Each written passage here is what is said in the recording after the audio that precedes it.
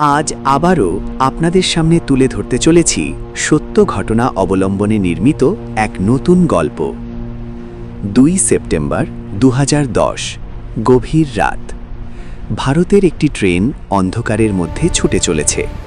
হঠাৎ করেই ট্রেন থেমে যায় নির্জন জায়গায়। কিছু বুঝে ওঠার আগেই 40 জন সশস্ত্র ডাকাত ট্রেনে উঠে পড়ে। তারা যাত্রীদের মারতে শুরু করে, লুটপাট চালায়। কিন্তু সেই ট্রেনেই ছিলেন একজন মানুষ, একজন অবসরপ্রাপ্ত গোর্খা সৈনিক। তার নাম বিষ্ণু শ্রেষ্ঠা। বিষ্ণু শ্রেষ্ঠ ছিলেন ভারতীয় সেনাবাহিনীর 8th গোর্খা রাইফেলসের একজন সাহসী সৈনিক। দীর্ঘ ৩৫ বছর সেনাবাহিনীতে কাজ করার পর তিনি অবসর নেন। সেই দিন তিনি বাড়ি ফিরছিলেন মৌরিয়া এক্সপ্রেসে। তিনি জানতেন না সেই রাত তার জীবনের সবচেয়ে বড় পরীক্ষা হতে চলেছে। ট্রেন যখন পশ্চিমবঙ্গের চিত্তরঞ্জন এলাকার কাছে পৌঁছায়, হঠাৎ ট্রেন থেমে যায়।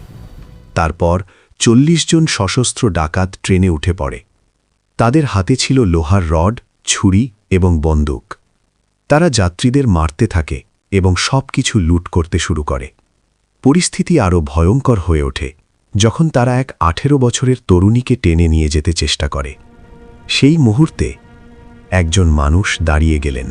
সেই মানুষটি ছিলেন বিষ্ণু শ্রেষ্ঠা। তিনি তার ব্যাগ থেকে বের করলেন একটি খুকুরি। তারপর তিনি একাই ঝাঁপিয়ে পড়লেন ডাকাতদের উপর। ট্রেনের ভেতরে শুরু হয় ভয়ঙ্কর লড়াই। কয়েক মিনিটের মধ্যেই 3 জন ডাকাত মারা যায়, আর 8 জন গুরুতর আহত হয়। বাকি ডাকাতরা ভয়ে পালিয়ে যায়। এই ঘটনার পরে বিষ্ণু শ্রেষ্ঠকে দেওয়া হয় সেনা মেডেল এবং উত্তম জীবন রক্ষা পদক। কিন্তু তিনি বলেছিলেন, যুদ্ধে শত্রুকে মারা আমার সৈনিক হিসেবে দায়িত্ব, আর মানুষের জীবন বাঁচানো আমার মানুষ হিসেবে দায়িত্ব।